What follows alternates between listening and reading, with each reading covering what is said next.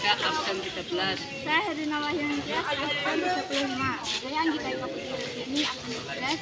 Saya Gita Nisma Pujana, absen 13. Everything I say is the truth. Make her disappear just like proof. Everything you say, it's not important what you stand for. You're asking really me to want, I'll be gone before you're done tonight. Waiting for another day, you're not getting what you paid for. Trying to salvage what's undone, and now you gotta run tonight. Never knew a name, but what can I say to me? A few moments later. Assalamualaikum warahmatullahi wabarakatuh. Waalaikumsalam warahmatullahi wabarakatuh. Pertama-tama di sini saya akan menanyakan pertanyaan dari saya tentang tugas-tugas yang diberikan oleh guru saya di sekolah, yaitu tentang sektor perkerumukan. Semoga Pak Mumun berkenan untuk menjawab pertanyaan-pertanyaan dari saya. Insya Allah saya siap untuk menjawabnya. Pertanyaan yang pertama yaitu sejak kapan atau dari kapan usaha Bapak Mumun ini didirikan? Pertanyaan yang pertama saya jawab. Untuk usaha UMKM di bidang perkerupuan ini saya memulainya insya Allah kurang lebihnya di tahun 2014. Nah, di waktu itu saya sebelumnya mempunyai salah satu usaha kecil-kecilan, warung sembako kecil-kecilan. Nah, dan pada waktu itu sudah berjalan sekitar 3 tahun. Nah, ternyata di bidang sembako itu selain untuk prospeknya memang kurang begitu bagus karena sudah banyak di sekitaran sini sudah ada satu atau 2 warung. Akhirnya saya dan istri saya memutuskan untuk mencari usaha baru. Jadi tidak di sembako itu, karena di sembako sudah menurut saya agak sulit untuk berkembang gitu. Jadi saya langsung cari inspirasi baru untuk memulai usaha di perkerupuan. Yang pertama, saya punya saudara di wilayah Tulungagung sana yang selalu memberikan motivasi. Dia selalu menasihati kepada saya. Dia bilang, kamu buka usaha jualan kerupuk aja, karena di daerahmu itu belum ada yang mendirikan usaha perkerupuan. Siapa tahu nanti perkembangannya bagus. Nah, akhirnya saya sepakat. Akhirnya itu saya dengan istri saya cari tahu, maksudnya belajar di situ, dipelajari sama saudara saya bagaimana cara proses penggorengan sampai di awalnya sebelum digoreng itu prosesnya step by stepnya. Jadi kalau kerupuk itu sebelum digoreng kan harus dijemur dulu. Nah, terus setelah itu saya sudah mendapatkan ilmu dari sana, kemudian saya memulai merintis usaha tersebut, dan alhamdulillah usaha ini bisa berjalan dan berkembang sampai saat ini. Jadi awalnya itu bukan langsung kerupuk, berawal dari toko sembako.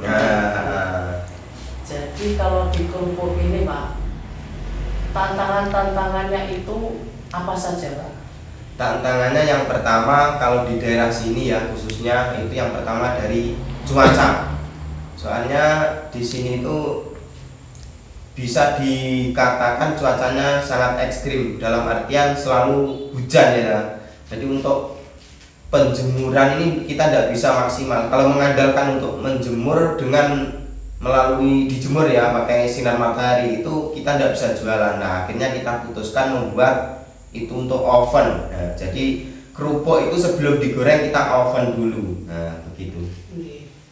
Terus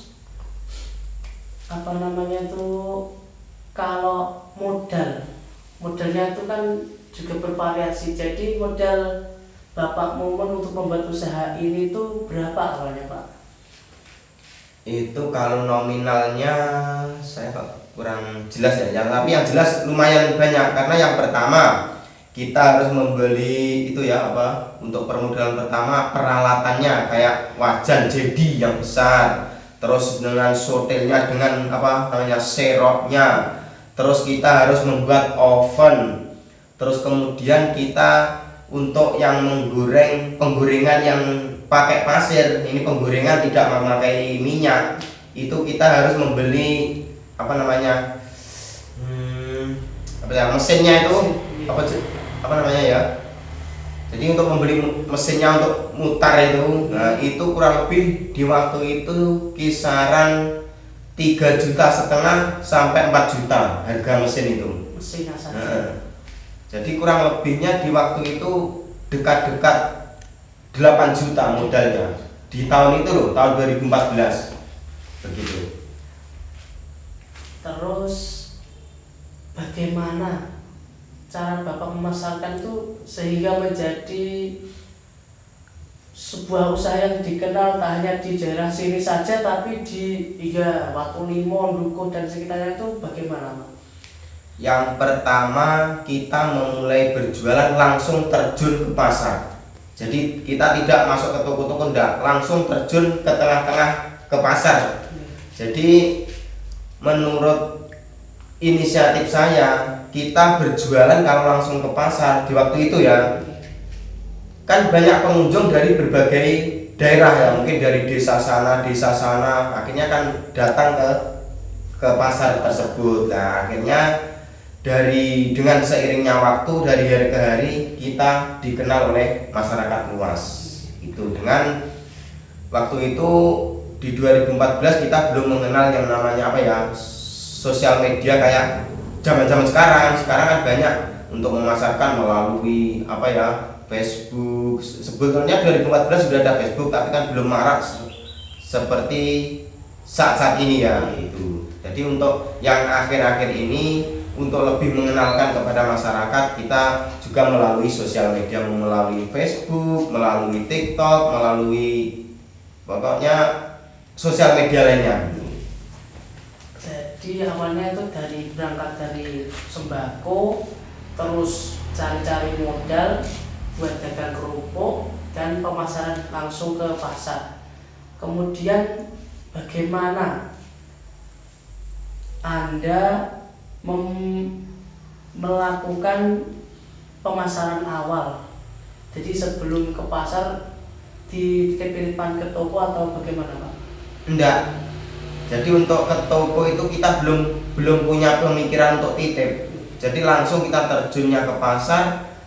Yang menurut saya itu yang ya ironisnya kita itu belum punya tempat sebenarnya di pasar tersebut. Akhirnya kita cuman dumpleng numpang saja di lapaknya orang. Nah, akhirnya selang beberapa waktu ada orang yang ya bisa dibilang kasihan dengan kita. Maksudnya akhirnya dikasih lapak, diberikan separuh, oke yang separuh saya, yang separuh kamu. Nah, di waktu itu setiap kita jualan di lapak tersebut ya mungkin sekitaran 4 jam ya di situ kita membayar ke dia mungkin berapa ribu itu di waktu itu. Jadi kita yang ikut di situ kemudian bayar, dan dengan berjalannya waktu alhamdulillah kita sudah punya rezeki, akhirnya kita bisa membeli lapak sendiri di pasar tersebut.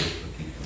Yang terakhir, apa motivasi Bapak untuk para anak-anak muda yang ingin mengawali karir mereka di bisnis seperti Bapak?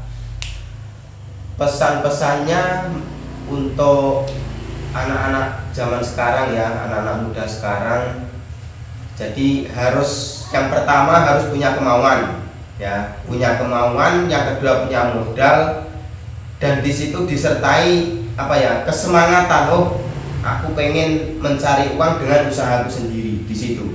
Jadi saya berharap kepada teman-teman semuanya, khususnya yang masih pemula yang mau mengawali berusaha, yang pertama harus tekun. Jadi kita punya kemauan, punya modal, dan ketekunan yang komitmen, sehingga di dalam kita mempunyai suatu usaha ataupun pelaku usaha itu bagaimana supaya kita bisa dikenal oleh masyarakat luas, begitu.